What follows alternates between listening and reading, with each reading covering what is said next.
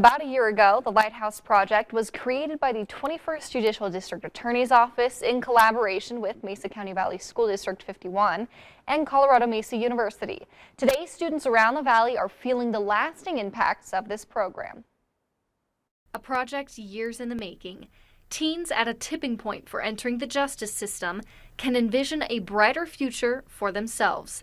This is what the Lighthouse Project in Mesa County aims to do. The goal is to work with our community partners to identify our children in elementary school that are potentially starting to miss school. While on a hike in 2020, 21st Judicial District Attorney Dan Rubenstein and his wife, an attorney and former district court magistrate, sparked up a conversation. This conversation was about youth intervention and being too late. D.A. Rubenstein's wife recalled kids on her docket likely could have avoided the judicial system if they had been guided to make better choices. She had been telling me for many years that we're getting our juvenile diversion kids about 2 years too late.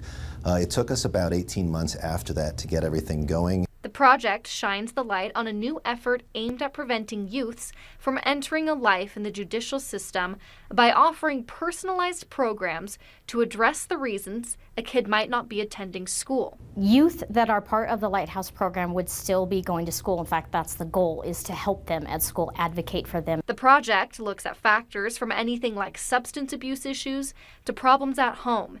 Those working within the project help to connect with and motivate students to continue their education. Things like parent incarceration or parent mental health, kids' mental health. There's like 16 different variables that we look at that would make a kid of higher risk to enter one of our systems.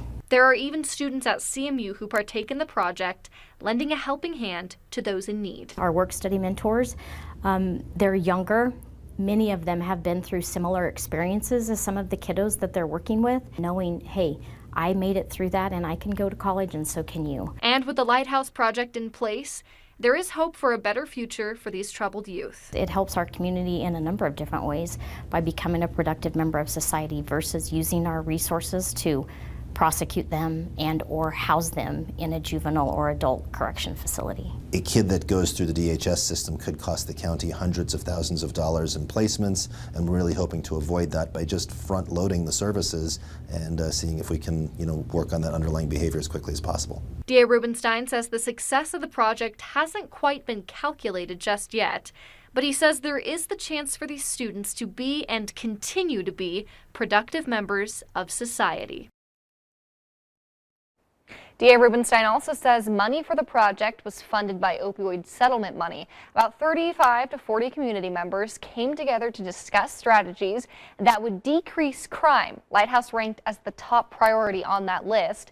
Through the money provided from the opioid settlement, about $150,000 is put towards the Lighthouse Project.